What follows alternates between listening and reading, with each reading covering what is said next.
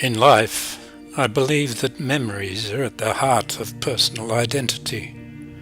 Our experiences offer a tangible clarity, a bridge to connect to our sense of self. Without our memories, what are we? Who are we? And what then do we do when our memories are ripped away, taken by the relentless passage of time into another dimension? A bank of forgotten dreams and emotion. Sometimes I get this feeling. It's like a breeze as a memory graces my mind and I'm home again. Well, they're just snippets, but they remind me of who I was. It's the fleeting sting of a sandfly bite or the soft trickle of the creek that we'd race stick boats down. My grandchildren always ask me questions. Why does the river foam? On a good day, I could tell them that foam on the river means it's going to rain. The end of the dry season. I could tell them the best time to burn the paddocks and why you should never brand the calves on a full moon. Now, these are the lessons passed on from my father's father and his before him. But soon, when I cannot recall the feeling of rough bark under my fingertips, the smell of leather and sweat, and the expression on the ever-loyal face of the working dog. When I was a boy, living on the land shaped me. I learnt that you're never alone, that beneath the fence posts there are colonies of ants. Within the abandoned hut out the back, a home of generations past, there is a willy wagtail's nest and it chirps from the corner. All around me I see animals interacting in a complex way that tied them to the land.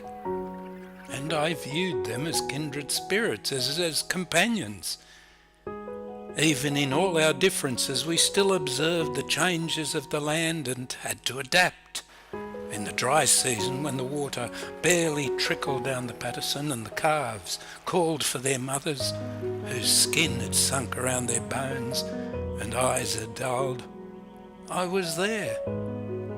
I saw it and knew it, and I felt it. I'd watch the horses for hours, how they interacted as a herd, and I came to know and understand their language.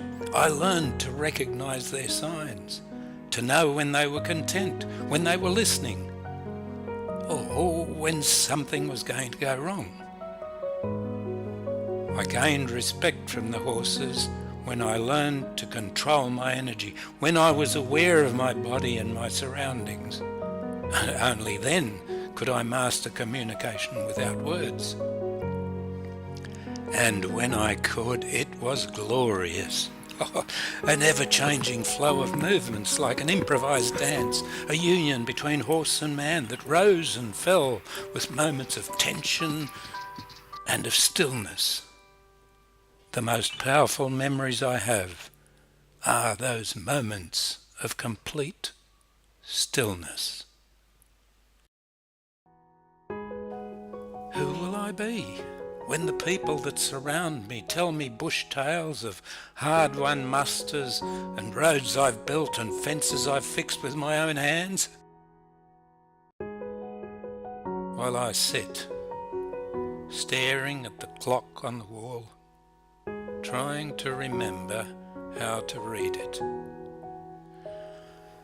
When I was a man, the land tied me down. It decided for me.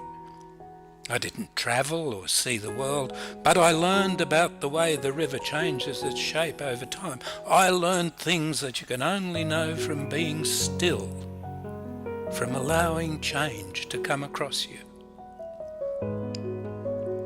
The land is my accomplice, my antagonist, and my saviour. I know her to be part of who I am, and all I know I owe to her. I am holding on because now, as I see it in my mind, I can feel it.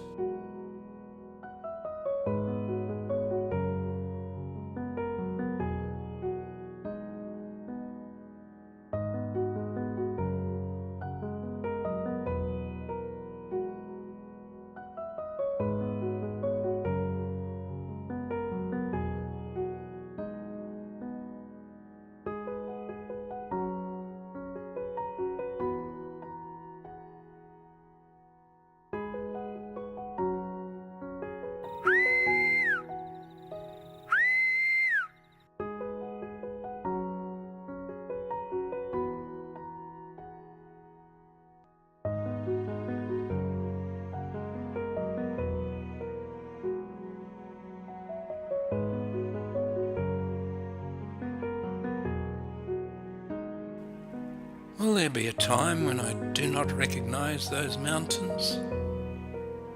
Not be able to recognize home? That affinity to the land, the washboard of my life, a picture of a single reality that remains constant with the place I grew up, that now slips away from me like river sand through my fingers. The stillness that was ingrained in my life was filled with nature, with the sounds of birds and the dense shapes of the deep bush.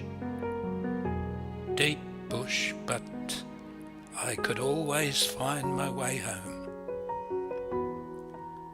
My stillness is now